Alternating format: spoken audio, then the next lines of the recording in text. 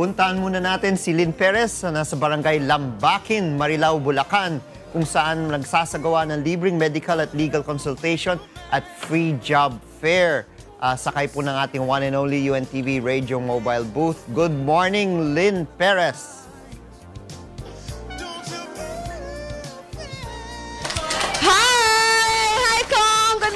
Good morning sa ating mga kasambay. Hindi ako lulan ngayon ng ating UNTV Radio Mobile Booth dahil pumasok mismo tayo dito sa loob ng Barangay Hall ng Barangay Lambakin dito po sa Marilao, Bulacan para nga maipakita natin ang ganda ng kanilang Barangay Hall. At ngayong umaga ay hindi natin makakasama pansamantala yung kanilang kapitan, yung nangunguna sa Barangay Lambakin na si Kapitan Eduardo Jojo Gabriel sapagkat nasa Bulacan po sila dahil namatayan sila, pero nagpadala naman po sila ng kanilang magagaling na kagawad ngayong umaga para saludarin nga po tayo dito at maisagawa natin at maipagpatuloy ang public service na pinangunahan ng ating Kuya Daniel Razon. So bababatiin muna natin sila. Unahin muna natin si Kagawad Ray. Good morning po. Ay, magandang umaga po sa inyo lahat at sa mga kabaryo ko nandito ngayon.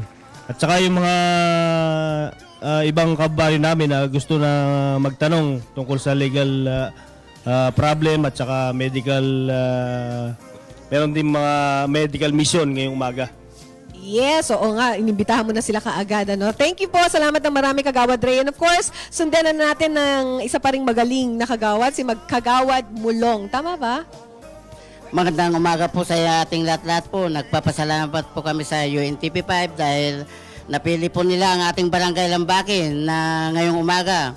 At iniimbitahan po natin lahat ang ating mga kabarangay upang pumunta at kumonsulta kung may problema, medical mission at saka job fair po ngayong umaga. Inanayan ko lahat-lahat kayo na pumunta. Maraming salamat po ulit. Okay, at last na po si Kagawad Mario. Palakpakan naman natin. Kagawad Mario, good morning. Magandang umaga po sa mga taga-UNTV. Dito po sa Barangay Lambakin, dito po napakarami pong tao sa relocation na napunta po rito. Sana po tulungan po natin. Tulungan po ang aming lugar, lalo na po sa mga problema ng mga may sakit, may mga walang hanap buhay. At karamihan po rito ay walang trabaho. Sana po tulungan po kami rito mga taga-Barangay Lambakin. Ayan. Salamat po ng marami.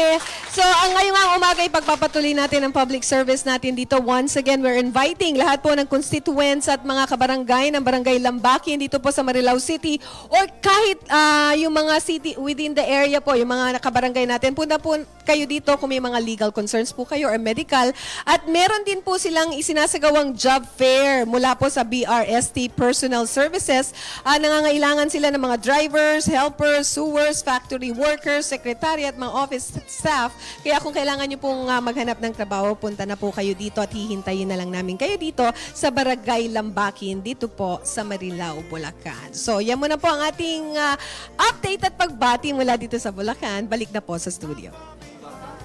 Maraming salamat, Lynn Perez, live mula sa Barangay Lambakin, Marilao, Bulacan. Samantala, wag po kayo mapapalit ng channel dahil mabalik ang Good Morning, Kuya!